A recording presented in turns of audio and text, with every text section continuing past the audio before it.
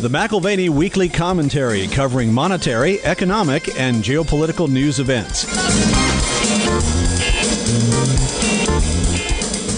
Get your hands out of my pocket. I know what happens if you regularly put your hands in my pocket and think that what's in them belongs to you. You're going to think that everything belongs to you. And lo and behold, that is the curse of the modern era, where, again, we have printing presses, which create an inflationary bias, and which also conveniently continue to increase the tax take by the U.S. Treasury. Now here are Kevin Orrick and David McAlvany.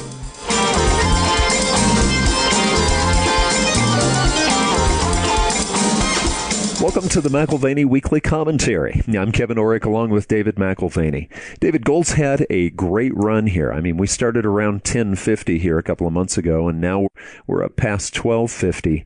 But there's still this anxiousness amongst gold owners. Guys who followed gold down over the last few years and have heard that it really had nothing to do with people selling gold. It had to do with manipulations in the paper market, what we call the short guys. Yeah, I can imagine a prisoner of war who's been slapped around so many times that every time he looks at his captor, he just expects something painful to happen again, and he kind of winces, just, oh, not again. Right. And the gold market has been very unforgiving for 3 years.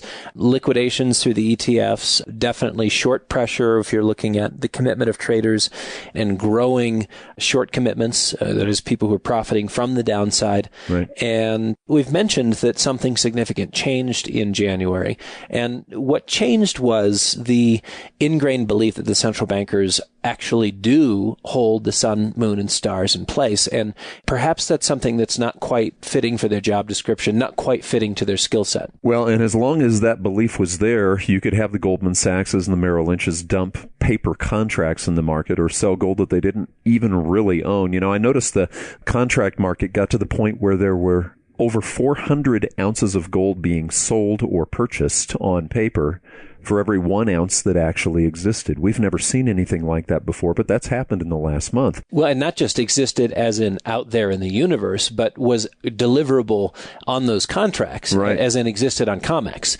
So, you know, what was actually deliverable was a scant number of ounces compared to what was being traded. But for every time you sell something short, that has to be covered at some point. And aren't we seeing short squeezes not just in gold right now, but we're also seeing it in iron. We're seeing it in copper. We're seeing it in areas that we thought were going to go down forever, it seemed. Well, and that's where the squeezes have been the most dramatic. I mean, iron ore this last week, oil, the stock market, there has been some significant movement higher as people who've been short the market have had to cover, been inspired to cover being on the wrong side as the price starts to move against them. Gold is a little bit different in that it's not entirely a short squeeze that's driven the price thus far. The amount of ounces that have been bought through the exchange-traded products, which we'll talk about in a little bit, has been considerable. And that really does represent a sea change. After 3 years of liquidations, now you have purchases.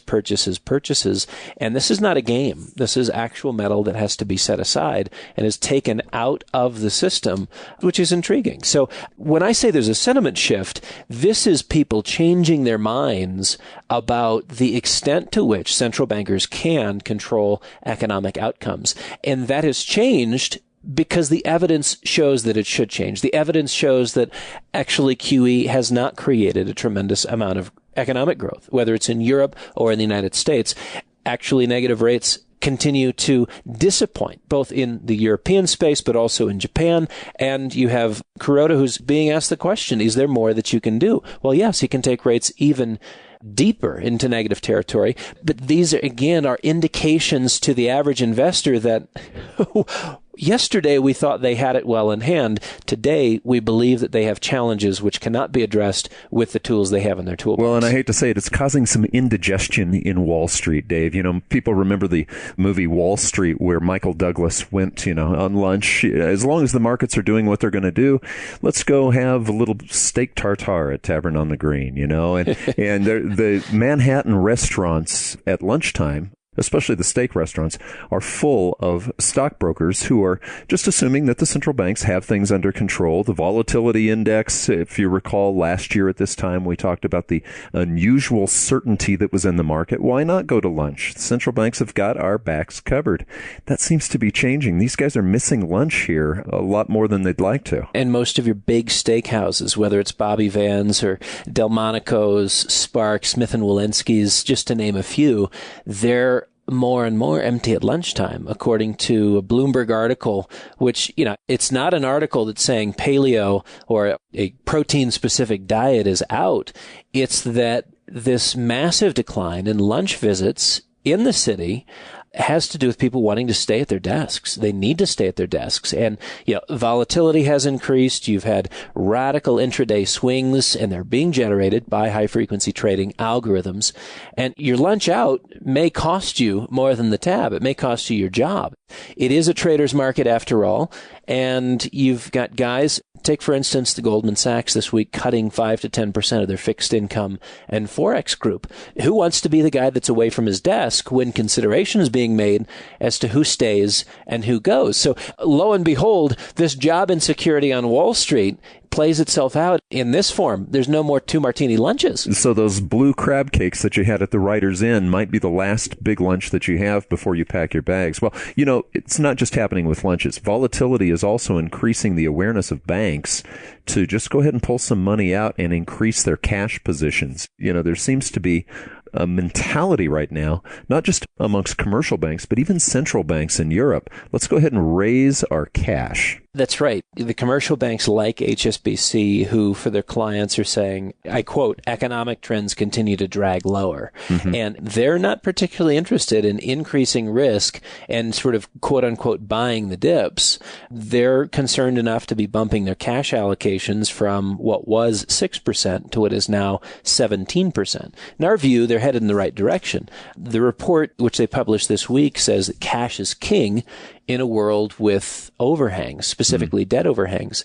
And the concerns are, as the report reads, unless corporate earnings start to turn up, there's very limited upside for economically sensitive assets, such as equities. Well, it's not just HSBC. I mean, it's JPMorgan as well. JPMorgan seems to be looking at the stock market with sort of a wary interest at this point. Right. The recommendation is that on any bounce in price, if the stock market should rise, you should be selling stocks into that strength. Yeah, but Goldman Sachs continues to say, buy, buy, buy, buy, buy. Well, that's what I hope they're saying someday to their clients, because I wonder why they still consider it a privilege. That is, their clients consider it a privilege to be a Goldmanite. The sentiment, you're right. It's JP Morgan saying, look, we have a looming risk of crisis, a looming risk of recession, the worsening outlook of economic growth. It is corporate earnings which year over year are looking very ugly, and we don't see that changing anytime soon. So If you do see strength in the stock market,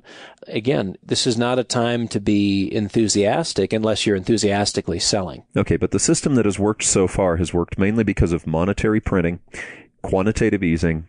Things that we talk about come from the central banks in the form of monetary policy.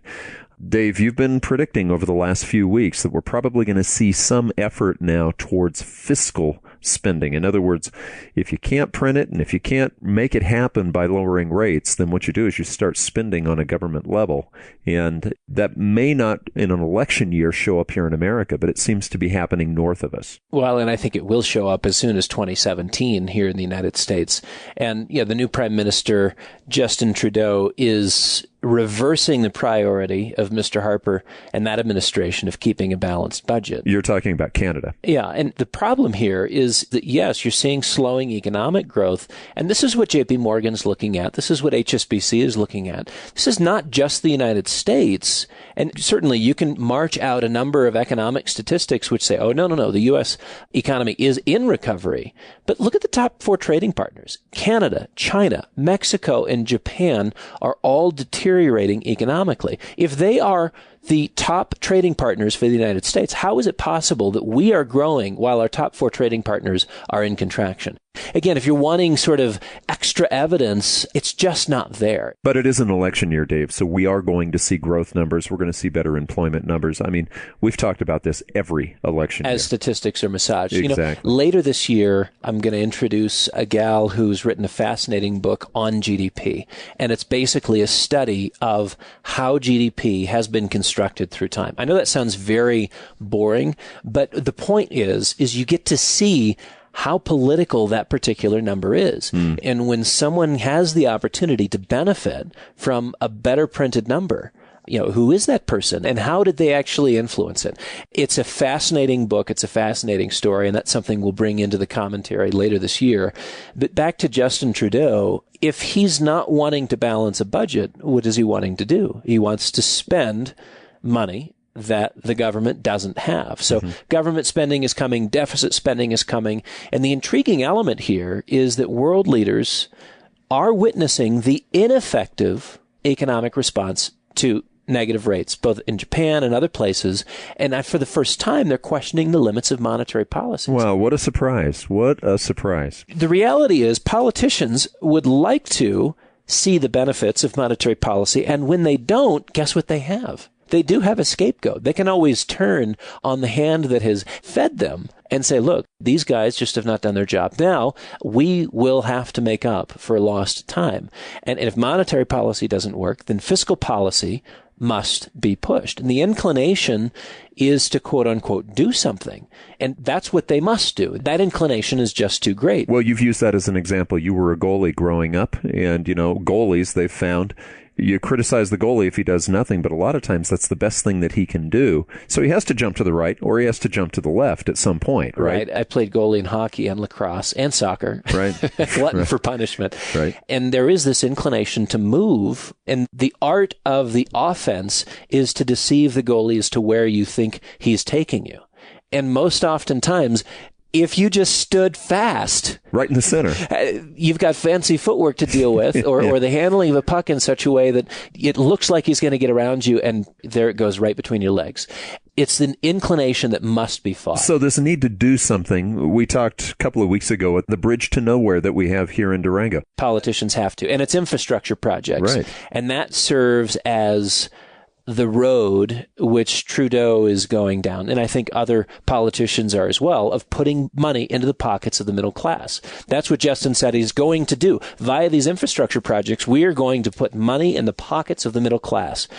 And I suspect the state side infrastructure here in the United States, these projects could very well start with helicopter pads in every major city. Oh, you've just been ruined by Ben Bernanke. Okay, you're just thinking helicopters all the time. More cash from the helicopter. How do you get money to the people who are going to spend it? Right. Not only can we do the infrastructure projects, but then we can have direct delivery. And maybe I'm wrong. Maybe it's not helicopter pads. Maybe it's what we need for drones. Amazon's going to perfect it, and maybe they can be our cash delivery service. Okay, but let me ask you about inflation, because we've seen monetary policy fail while they printed trillions. I mean, not just Canada, but we've created trillions of new dollars that really have not gotten into the economy. They've gotten into asset prices.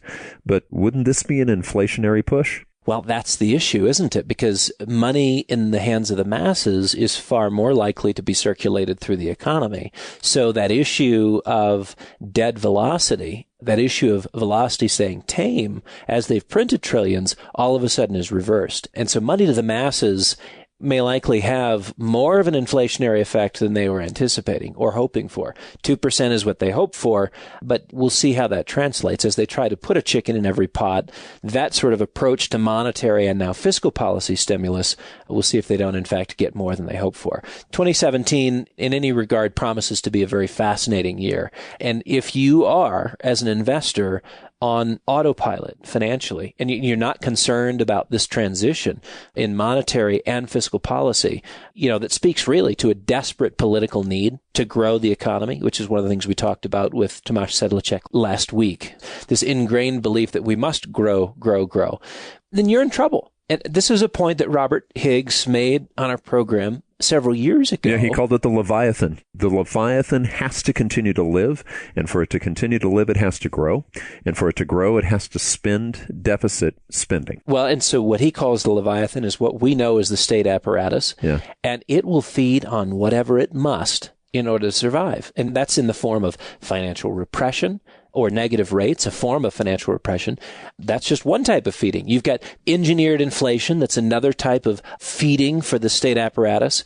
You've got the redistribution of wealth via fiscal policies. That's yet another way that the Leviathan feeds. And the transition is now immediately in front of us. We have fiscal policy, which is meant to buttress the grand monetary policy experiments. Right. And Trudeau is just the man who happens to be giving a voice to it. But by 2017, when we have a new president, he's the first, he won't be the last, to say we need to, quote unquote, invest, which is really a politician's euphemism for deficit spending. Well, and Tomasz Sedlacek last week brought up a great point. He said, we're not against capitalism. Capitalism is just fine.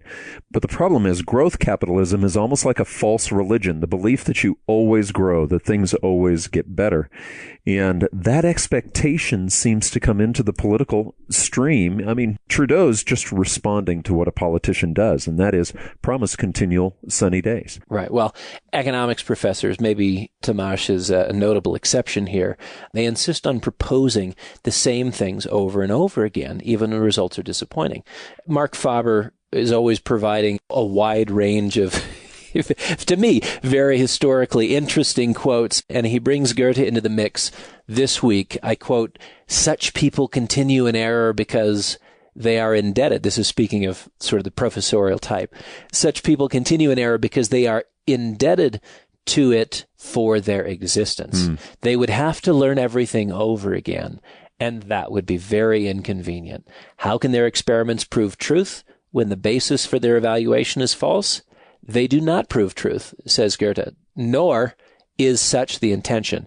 The only point with these professors," he says, "is to prove their own opinion. They are perfectly satisfied if they can prate away empirically." Yeah, and Dave, you brought up something to the group here just a few hours ago when we were meeting, that for the person who does want to come in and balance the budget, let's say we have a presidential candidate who comes in and balances the budget. Well, he immediately puts us into a depression, of course, because we're living on life support right now. The economy has to have this deficit spending or we have absolutely no growth. You brought up an example of the central banker right after World War I in Czechoslovakia who came in and did all the right things with not too great of an outcome for him, but the economy itself. And for Czechoslovakia, they were the beneficiaries of a great policy that ended up getting him killed. Well, that's right. Alois Racine was the man responsible for taming inflation post-World War I and bringing about some economic stability in Czechoslovakia. But it took pain to do it. Well, the problem was what he implemented created a recession. Yeah. And that was necessary in order to sort of clean the system out. And within 24 months, the economy was rip snorting in growth. I mean, right. it was the right thing to do, but the emotional response of people who are impacted by that, we're talking about an emotional response. We're not talking about a rational response, oh, this will be fine. When people experience pain, they react. And that pain response to Alois Racine was, I will feel better if you are dead. And they assassinated him. Doing the right thing. I mean, I think there's only one candidate who would do the right thing and attempt to balance the budget. I think that's Ted Cruz. Right. But you know what? Ted Cruz would put us in a greater depression doing what makes sense to you and me in terms of economic policy.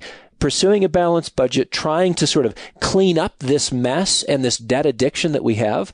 I think he understands the issues in play. The problem is, since we're talking about a teetotaler, which I believe he is, the problem is a teetotaler is not the person you need for counseling someone who's trying to get off of an alcoholic addiction, because that teetotaler might give them advice that kills them. Right. Well, and the people just don't seem to want it. So let's just go ahead and say infrastructure spending, deficit spending will probably be a part of whoever the next president's attempt to please the people. Well, that's because the economists on both sides of the aisle, whether they're Republicans or Democrats, whoever makes up the President's Economic Council, they subscribe to this idea of smoothing the business cycle. Right. And so, yes, at this point, infrastructure spending will be a part of the next U.S. president's attempt to do that. Smooth the business cycle, promote growth, and it is a critical tool that will be used to respond to the next round of economic crisis. And our challenges rest on a faulty thesis. Which is what Sedlacek pointed out as a continual growth expectation. That's right. We must have growth. We must continually push for it by any means, whether that's debt, whether that's inflation, or anything else that enables us to live at a level we think we deserve, which is actually beyond our means. Dave, isn't it amazing that periods of deflation in history have shown that sometimes that's when the most money actually gets into the pockets of the middle class? Well, it's ironic and it's fascinating to me. I read a Bank of International Settlements paper this last week, and it highlights all of the instances of deflation going back about 300 years. And it's fascinating that economists pick on the 1930s deflation here in the United States. And if you look at the panoply of deflations that we've seen in the historical economic record, that's the one that doesn't fit any of the others. Which one does not look like the others? And yet that's the one they refer to always as the 1930s as the test case for what we should learn from deflation. Because in fact, the irony is that the great periods of deflation, including the one just prior to World War I, a major period of deflation, it was full of growth. You had real wages which were on the increase. In fact, you were flirting with deflation for a better part of 100 years in England and then in the United States as well. And in David Hackett's book, The Great Wave, he highlights how real wages were on the increase from 1800 to 1900. This was a period of monetary deflation, which subsequent historians and economists have written off as particularly harsh. You have swings in employment. When don't you have swings in employment? Right. But what was actually happening is that it was incredibly generous to your average tradesman. You had an increase in real wages, which is an increase in household wealth. Right. The problem for central planners, primarily in the 20th century, and this is a 20th century problem, is that wage increases, because they are in the form of decreasing prices paid for the things that you want, it's not taxable. You're right. So if the economy looks like it's shrinking in monetary value, the tax intake is lower, even if you're coming away with more in your pocket. I don't know that anyone's ever pointed this out, but 1913 was when we created our central bank and started running the printing presses. 1913 is also the year we created the income tax. We did not have an income tax prior to 1913. Which means they could guarantee no more deflations as long as they could print money. Well, and this is a question of who deflation is good for. It actually was good for the tradesman whose real income was on the increase. Not necessarily good for those who would be indebted, not necessarily good for the banking system. But the debate over income tax in this pre-1913 period was fairly intense. The New York Times in 1909 says this: when men get into the habit of helping themselves to the property of others, they cannot easily be cured of it. I mean, the discussion was, get your hands out of my pocket. Right. And I know what happens if you regularly put your hands in my pocket and think that what's in them belongs to you. You're going to think that everything belongs to you. And lo and behold, that is the curse of the modern era, where, again, we have printing presses which create an inflationary bias and which also conveniently continue to increase the tax take by the U.S. Treasury. And you wonder where that, hey, we have to have 2% inflation comes from. So deflation is an evil to be fought with no elements to it at all. And our modern economists look at the 1930s as the only period of deflation as a test case. And as it stands out, according to that study by the Bank of International Settlements, it actually is the anomaly. It is the one period of deflation which is unlike every other period of deflation theretofore. So we're going to explore this more fully in the months ahead. But I love what Faber published in one of his recent research reports. It comes from Michael Leibowitz, and it shows a point of departure between our economy and the massive levels of debt which over time have accrued. Anyone want to guess where that gap begins to appear, where our debt levels are increasing dramatically more than our general economy is, or GDP is? Okay, so at some point, what you're saying is there is a time when debt increases and GDP increases, and they're somewhat stable together. Okay, and then there's a time when debt just increases. Exponentially relative to the size of the economy.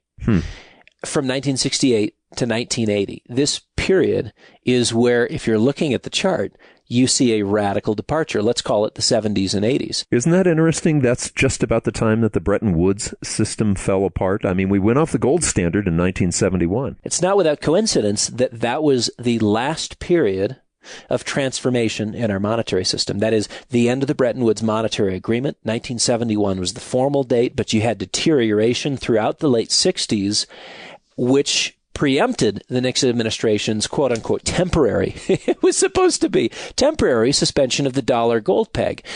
In the next month, we do want to explore the transition in the global monetary system and the transitions we anticipate in the near future to this global monetary system. We're going to invite Harvard political economist Jeffrey Frieden into that conversation, along with Michael Pettis, who's been a guest on the program before, who has tremendous respect for Jeffrey Frieden's work there at Harvard. Well, and like Barry Eichengreen, these guys have input into the people who are making the decisions about the next monetary system. Well, and our discussion with Frieden is going to center on which monetary systems cater to which political constituencies. And we're going to explore who in the 21st century will receive preferences and why. And this has been his area of expertise. I mean, I think he's one of the only guys who's written concisely about this. I think the political debate over money will in our day be as contentious, be as spirited as any we've seen in the past, due to the extreme benefits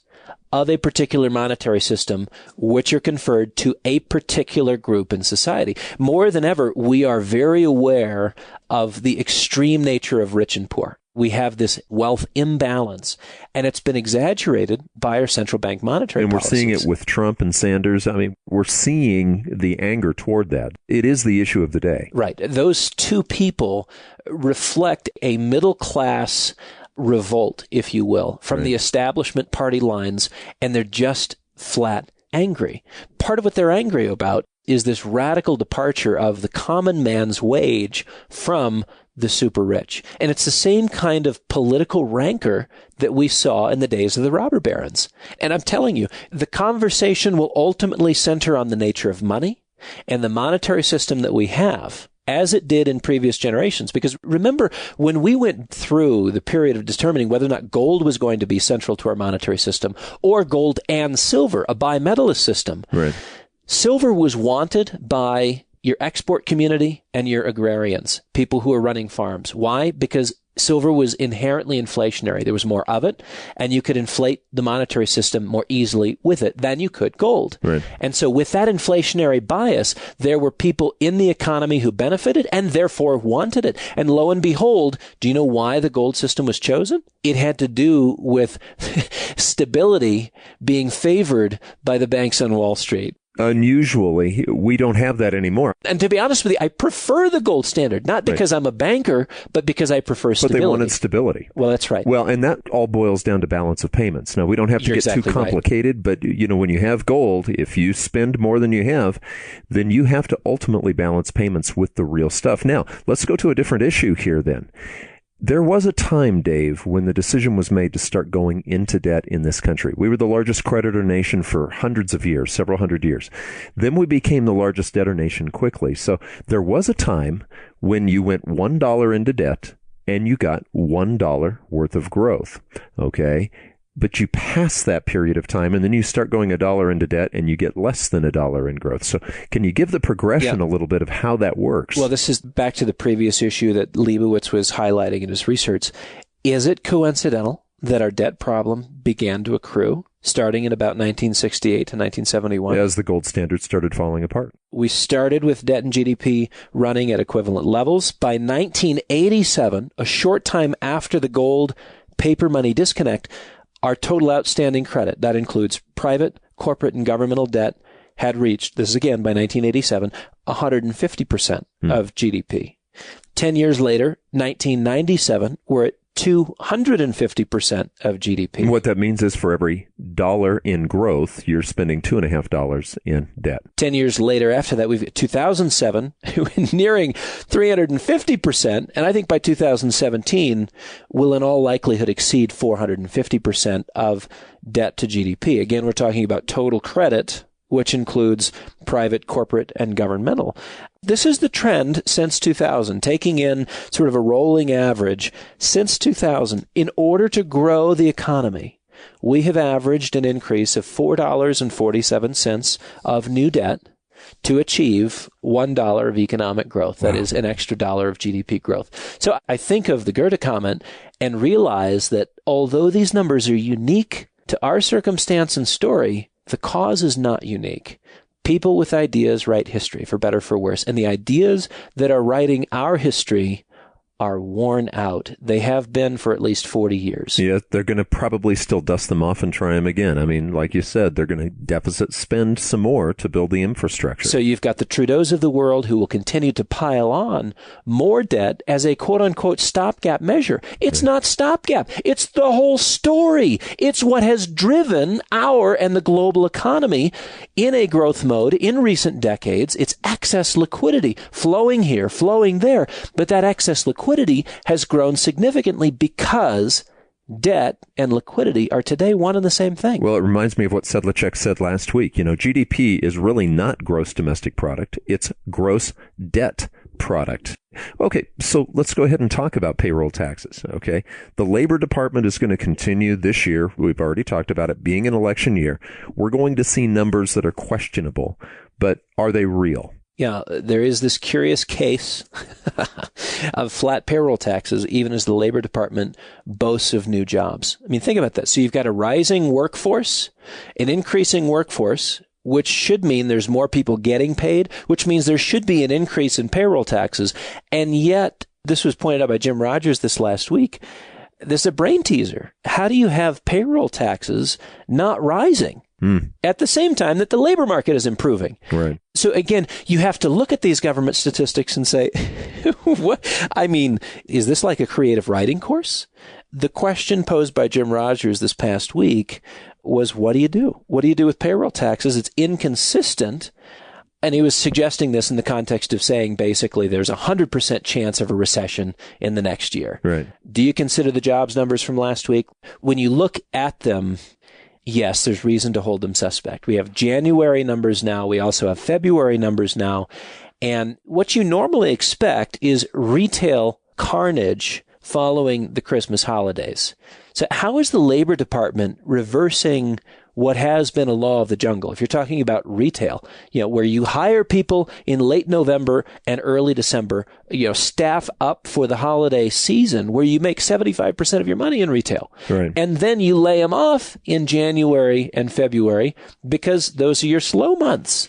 And yet the Labor Department is telling us that you have not a diminishment in retail jobs in January and February, but an addition of 55,000 retail jobs in February, and that's after an increase of 62,000 jobs in retail in the month of January. So this is where, if it looks like a fish, if it swims like a fish, if it smells like a fish, maybe it's fishy. Maybe it's fish. Well, shifting to China just for a little bit here, because China doesn't seem to apologize about watching its people, controlling its people.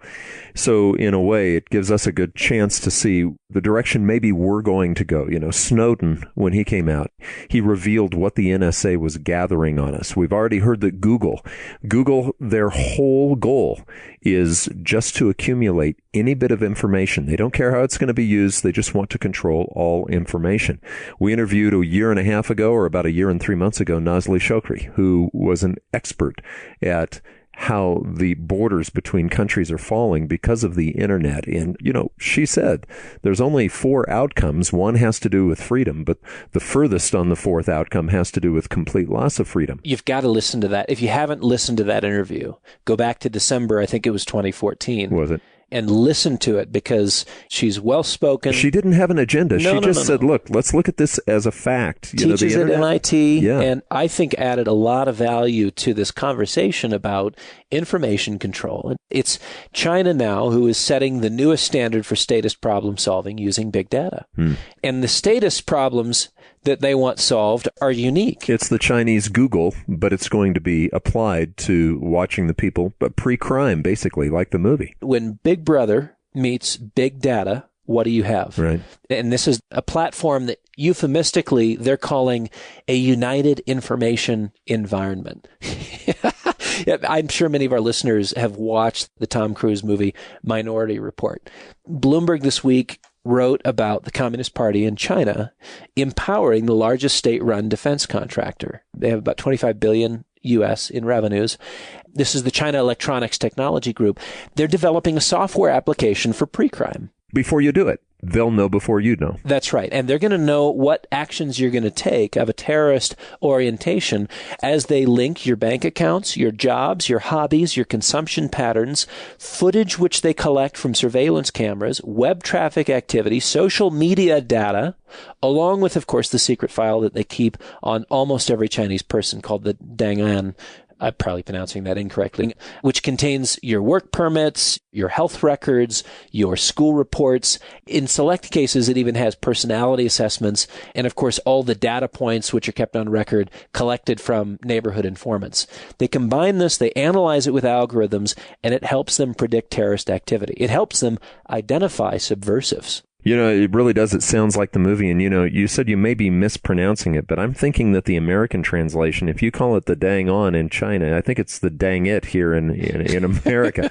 I don't want them to know that. Well, it's the laboratory of human control and coercion, which has been newly inspired and upgraded with the latest technology and the latest technological toys. Now, I realize that it was the last Clinton administration which shared missile technology with the Chinese, but I wonder if it's the next Clinton administration which looks for a little quid pro quo, a little reciprocity, and wants the algorithms for themselves. We know the FBI, the NSA would no doubt keep such software from being abused. I mean, they respect our constitutional rights. We know that for a fact. You can trust the government. We know that for a fact.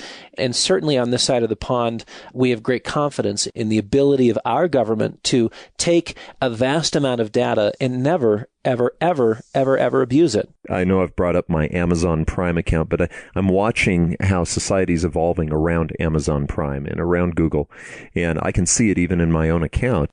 The other day, I ordered a couple of books that were sort of out of character of the group of books that I've ordered in the past, and it was amazing how the recommendations had changed. You can imagine if the government's watching that and saying, has he got some new ideas? Speaking of new ideas, I can't tell you, I loved the conversation we had with Tomasz last week, and it did put a dent in my bank account because from Amazon, I ended up with about 2 boxes of books.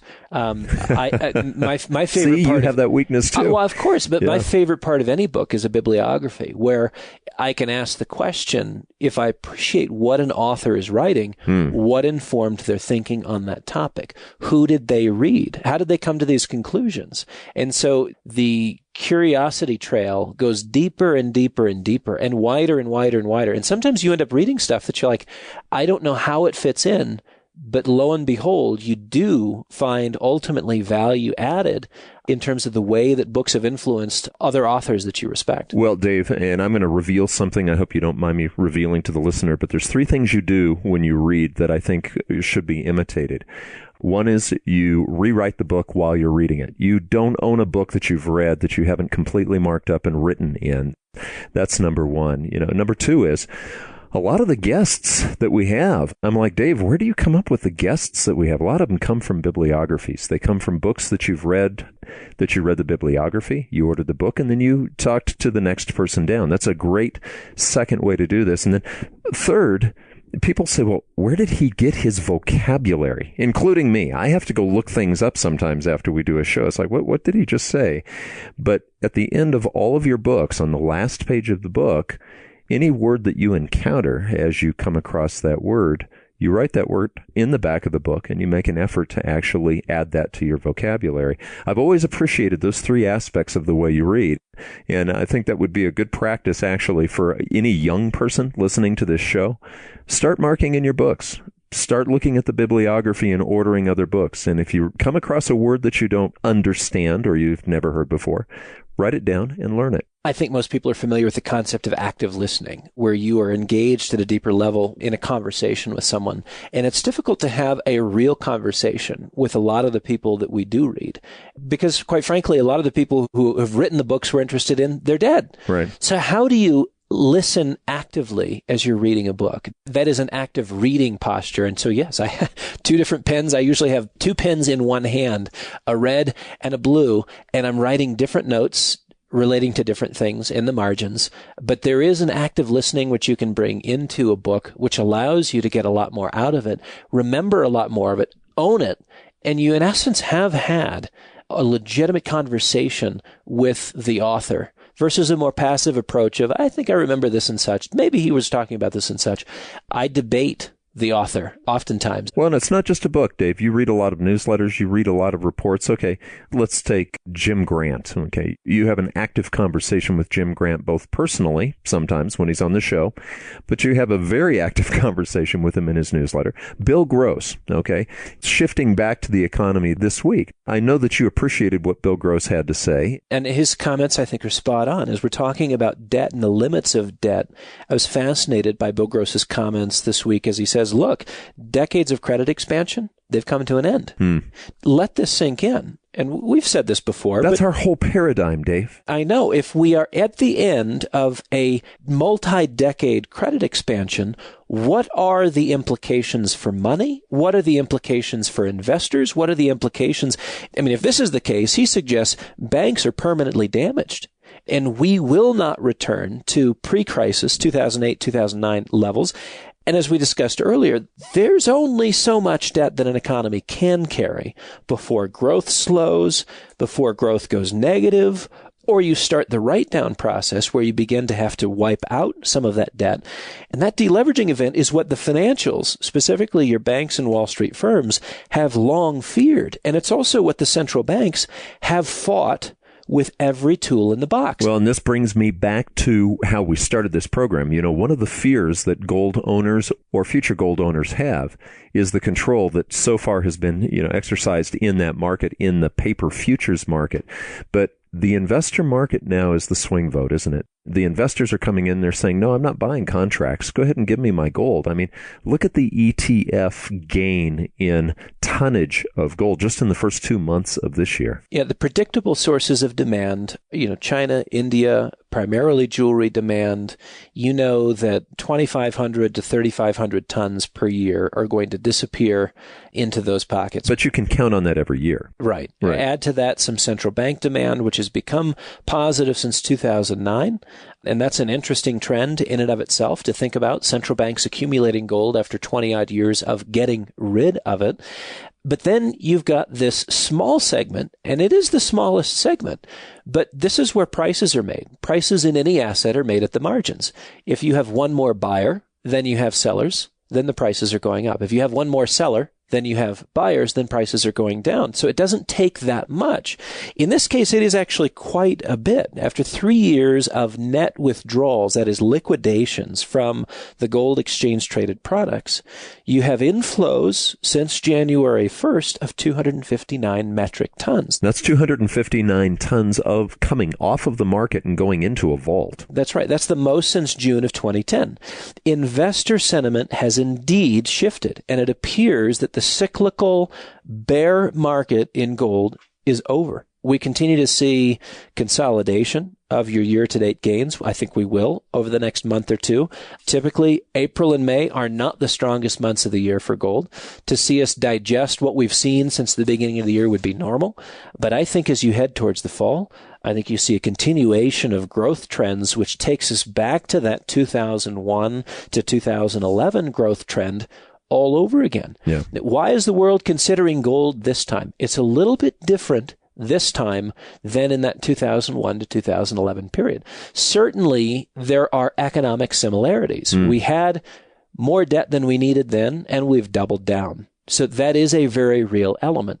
But on top of that, we have 7 trillion reasons why people are moving in the direction of gold. That's the number of dollars currently in negative yielding government bonds. And there's going to be more added to that. There'll be 10 trillion reasons why people are moving to gold over the next year or two as we add to the number of negative yielding government bonds. And people begin to ask that question. Do I believe that the monetary mandarins of our day, the central bankers who have become our central planners, do they have this well in hand? Are they achieving what they told us they would in the real world economy via monetary policies? And to the degree that that confidence fades, thus you have a sentiment shift and a major adjustment ahead. A major adjustment ahead, not only in the gold market to higher prices, but also the stock market in equities to lower levels. Well, and let's just talk about the stock market before we wrap up here, because there are many of our listeners that are still in the stock market, and they're wondering what the levels should be this year or going into 2017. Well, the current bear market in equities has been in place for over a year, and it's evolving into a similar pattern like we had in 2008, 2009. An initial decline, which your pundits have categorized as a healthy correction. And of course, they've only categorized that after the fact. It's not as if they said, well, we need a healthy correction and should anticipate one. Right. Once you're down 15%, to save face, you say, oh, it's a healthy correction. Don't worry about it. This is in the context of deteriorating market breadth. That's just a technical measure of buying and selling and the number of stocks that are doing well versus the number of stocks that are doing poorly. And there's far more stocks that are in a declining trend than those few standouts where investors have sort of clustered around and focused their energies. You've got a decline in market breadth. You've got declining earnings. You have a weakening economy, which all opens the door for phase 2 of the bear market later this year. Well, and like you said, JPMorgan is saying go ahead and sell into the rallies, are they not? That's correct. You've got HSBC as well, what we spoke of earlier, increasing their cash position, preparing for what lies ahead, which in our opinion, if you're looking at the Dow Jones Industrial Average, is a sub 15,000 number with a shot to even sub 13,000 this year. That's going to hurt some portfolios, Dave. Well, definitely. And I think since January 1, what is fascinating, if you're looking at these market dynamics, this is absolutely critical. If you want to say, Dave, look, no. We had our correction. Now we, like Goldman Sachs, believe that the stock market's moving higher. Rip Snorton will have a great finish to the end of the year. Well, explain this to me then. This is what I would consider irrefutable proof that we have tough times ahead. As the price declined by 15% in the Dow and the S&P, it was with increasing volume. As we've watched this, what I would consider bear market rally, it has been on declining volume. And that is never the basis for a next move higher if you're talking about a bull market in stocks. You need to see a major rush to the entrance. And what you're seeing instead is a major rush to the exits. And then on every rally, just as JPMorgan is suggesting, it's being sold into, and there's not that many people who want to buy. So declining volume trends as stock prices increase, and increasing volume trends every time you see a downswing. That I think has to be paid attention to. It is a telltale of a bear market. You know, last night we were out eating dinner and they had on the television one of the games that's moving into this March Madness, you know, one of the basketball games. And I couldn't tell whether the game was a biggie or not because I don't follow it that closely. But the cameras, and they shouldn't have done this, the cameras took a pan of the lack of audience. And I thought, well, these are two teams that nobody cares about.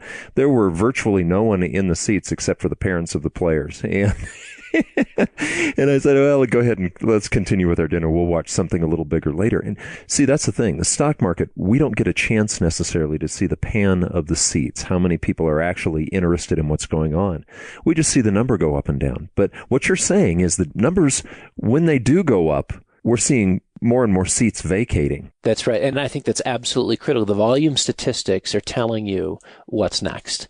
So invest or divest accordingly. All right. So we've talked about the stock market, talked about bonds. We try to cover these areas. We've talked about gold. We've talked about oil. A little bit about politics, but what do you do on that? So what's your recommendation? We're 2 months in. We're actually in our third month into 2016. Where do we go from here? What's the recommendation to the person who's listening who'd like to have some sort of guidance? For anyone who's been listening, this is going to sound like Pete and repeat. If this is the first time you've heard us give a recommendation, then it may be fresh or refreshing. First, I would make sure you have an adequate store of liquidity. And what I mean by that is either cash or gold bullion. These are things that represent money and liquidity and allow you to prepare for what is next. I don't look at gold and silver as sort of a cul-de-sac where you go, you park, you die. It serves a purpose at some point. You will spend ounces, you will spend dollars. You don't hoard dollars for the sake of owning dollars. You have them for the sake of something else. It's potential energy is what it is. That's exactly right. So increase your potential energy now. What does that mean in practical terms? It may mean reducing an equity portfolio, an equity exposure. I think you must have some offset to the impact of both monetary and fiscal policies moving forward. So I see gold as coming back into the limelight in 2016, 2017, and 2018. I think we're back in the same kind of market moves that we had in that 2001 to 2011 period. There will be years immediately ahead of us where we have double-digit returns. If I had told you that last year, you would have laughed at me. To say it this year is just to say what has already happened in 2 months, not 12. And we could book our profits for the year and have had a very good year in these 2 months.